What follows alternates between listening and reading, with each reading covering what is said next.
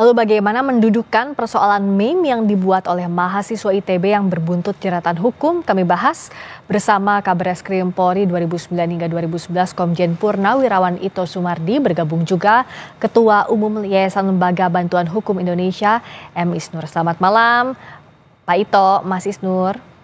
Selamat malam, Mbak. Malam. Selamat malam.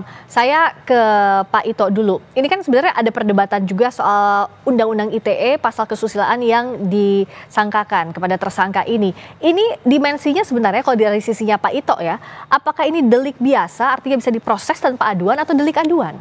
Dan apakah tepat ini dijerat dengan pasal tersebut? Jadi demikian, Mbak. Menurut KUHAP ya, pasal 112 dan 227 KUHAP ini memang mengharuskan adanya surat panggilan ya.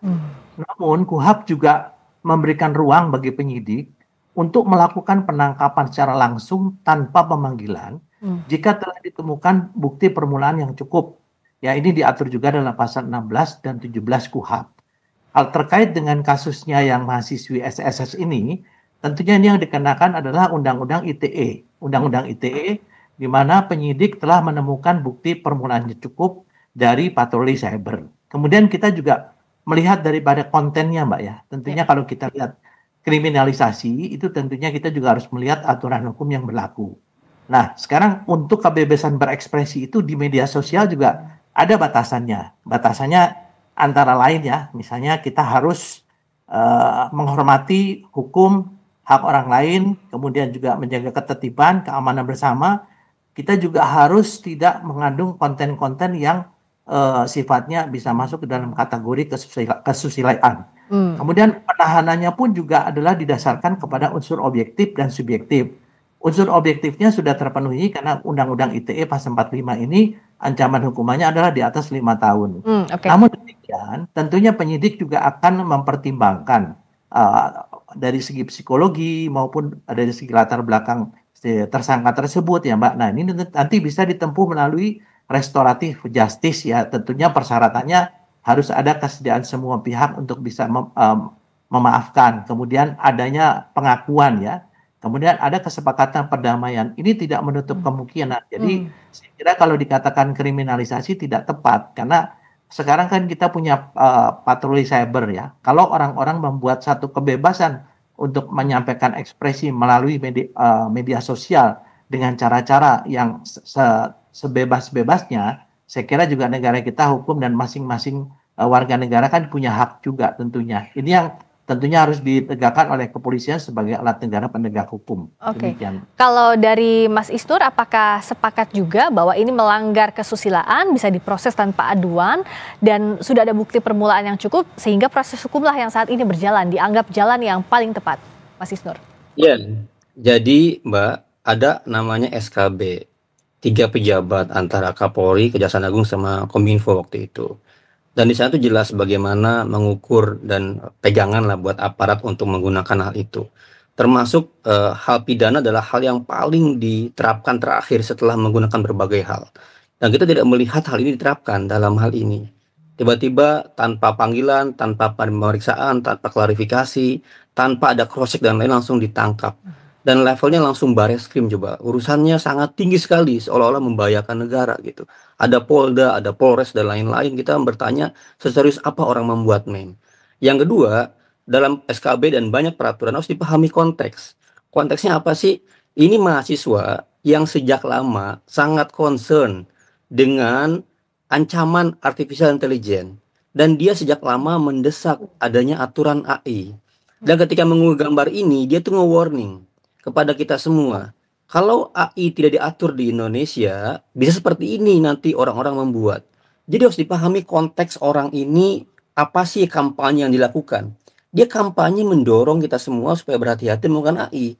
Karena kalau enggak bisa disalahgunakan dalam berbagai hal gitu. Bisa dibuat dengan berbagai hal. Jadi kita harus pahami, itu adalah bagian dari kritik yang dia sampaikan dan memberikan warning berbahayanya dan lain-lain soal ini. Nah, kesusilaan IMA dalam ITE ini adalah kalau dibaca ya, termasuk petunjuk MK, harus berhati-hati. Dia harus dikaitkan undang-undang pornografi dan lain-lain gitu. Jadi kalau kami melihatnya, inilah bagian dari kritik, bagian dari upaya dia mendorong adanya pengaturan Dan ketika diterapkan langsung pemidanaan, ini sangat keliru lagi gitu. Harusnya diadakan dialog dulu dong. Apalagi dia mahasiswa dalam binaan kampus gitu. Harus dicek ya sejauh mana ini aktivitasnya. Dan kita melihat pada akhirnya adalah kritik yang selama ini diterapkan oleh banyak aparat ya. Dan diakui misalnya kita kasus Haris Azhar, kasus Fathia, di mana saya kuasa hukumnya. Itu kan jelas sekali, sejak awal kita sampaikan ini kritik dan Mas Isnur lihatnya kalau kritik yang berupa meme ini apakah sudah melampaui norma kesusilaan? Karena kan itu yang jadi soal, kritiknya kebebasan berekspresi itu semua sepakat. Tapi soal melampaui norma kesusilaannya seperti apa? konteks yang harus dipahami Mbak, makanya kita nggak harus lepas dari konteks. Konteksnya adalah anak ini ingin menyampaikan sejak awal kekhawatiran pengaturan AI yang nggak jelas di Indonesia. Itu contoh yang dia berikan. Makanya kalau dibaca TL ya, timeline-nya itu konsisten dia. Termasuk kritik yang lain. Jadi karakter anak ini, karakter yang selama ini mengkritik, seperti manusia lain. Harus dipahami Mbak gini, kesusilaan itu kan tergantung konteks dan lokal. Pertanyaan di internet ini lokal mana gitu. Jangan-jangan anak ini sebenarnya mengacu misalnya kalau dalam konteks budaya yang mengglobal, ada dalam sejarah disebut dengan sosialis fraternal peace. Itu orang-orang berciuman laki-laki secara tokoh. Kita tidak membicarakan itu secara detail ya di live ini Mas Isnur ya, karena ada apa yang ada banyak contoh Mbak yang bisa diambil dari anak ini dengan mengacu di konteks global. Tapi karena internet global gitu. Jadi nah kecuali jadi ada konteks itu yang nggak bisa dilepasin kalau kata Mas Isnur ya tadi ya, yang harus dibaca. Nah kalau dari Pak Ito, kalau tadi disinggung juga ya Mas Isnur bahwa penggunaan pidana ini sesuai dengan prinsip ultimum remedium semestinya diterapkan terakhir. Nah tapi kenapa dalam praktiknya ini dikedepankan? Artinya ini jadi proses pertama langsung Bareskrim yang turun, tidak ada dialog, tidak ada pemanggilan. Itu yang jadi perdebatan di publik. Kalau Pak Ito melihatnya dalam kacamata Pak Ito seperti apa? Ya baik Mbak, mungkin perspektif kita berbeda ya. Saya perspektif dari penegakan hukum. Hukum di negara kita bukan dibuat untuk mengatur masyarakat agar tidak berbuat seenaknya. Ya tentunya undang-undang ITE ini juga kan sudah ada batasan bahwa di sana disebutkan konten daripada yang dimuat ini kan sudah dibatasi, termasuk diantaranya menghormati hak orang lain. Bagaimana kalau misalnya terhadap kita atau keluarga kita sendiri diberikan misalnya dengan foto-foto ataupun video ataupun mungkin meme-meme ya. Saya kebetulan juga saat ini punya latar belakang di bidang AI dan cyber security. Jadi saya betul-betul bagaimana menjaga jangan sampai yang kita lakukan itu melanggar hak asasi orang lain gitu. Jadi jangan dilihat dari satu aspek saja. Nah, dalam perspektif penegakan hukum, di polisi juga kan ada restoratif justice yang tidak menutup kemungkinan ini bisa dilakukan dalam upaya membina yang bersangkutan, dan tentunya kita juga harus menunggu, tidak melihat dari awal sekarang kemudian melakukan satu statement bahwa polisi telah melakukan kriminalisasi. Ini kan prosesnya belum selesai ya. Kalau prosesnya selesai sampai pengajuan ke kejaksaan atau pengadilan, mungkin bolehlah kita membuat statement demikian. Tapi saya kira negara kita negara hukum, apapun juga tentu dibatasi ya masing-masing hormati orang lain gitu. Demikian Mbak. Dan artinya kalau kata Pak Ito bahwa apapun misalnya konteksnya ada aturan hukum yang jadi batasan yang diterangkan gitu Pak Ito. Iya betul. Jadi kontennya itu kita tentunya harus memperhatikan juga bahwa negara kita, budaya kita juga tidak bisa disamakan dengan budaya global atau budaya di orang di luar yang mungkin berbeda ya. Saya kira ini mungkin yang menjadi patokan bagi penyidik dari unit cyber menyatakan bahwa ini telah memenuhi unsur untuk dikenakan pasal 45. Tapi sekali lagi tidak menutup kemungkinan ada restoratif justice ya, dengan melihat bagaimana pelaku tersebut latar belakang maupun juga ada himbauan dari pihak lain. Saya kira dari penyidik pun Pak Kapolri pun juga memperhatikan hal ini. Jadi ada output ini jadi masalah karena ada norma yang dilampaui, itu yang jadi dasar penegakan hukum oleh polisi sampai sekarang. Tapi tadi Pak Ito juga bilang bahwa ada peluang restoratif justice. Nah Mas Isnur, soal restoratif justice ini seperti apa peluangnya dan bagaimana bisa dikedepankan dalam kasus ini? Restoratif justice itu Mbak, dalam konteks hukum acara pidana adalah pemulihan buat korban. Ini korbannya siapa sih? Pak Jokowi sama Pak Prabowo. Apakah Pak Jokowi dan Prabowo merasa rugi sehingga dia melaporkan? Dan akhirnya dia ketemu dengan Jokowi dan Prabowo. Itu RG itu pemulihan korban. Nah sekarang korbannya 2 orang ini apakah melaporkan? Apakah kemudian dia merasa rugi dengan gambar-gambar ini? Justru PCO kita lihat malah dihentikan, mendorong dengan cara yang lain. Dibinanya seperti apa Mas kalau yang Mas Isnur tangkap semestinya?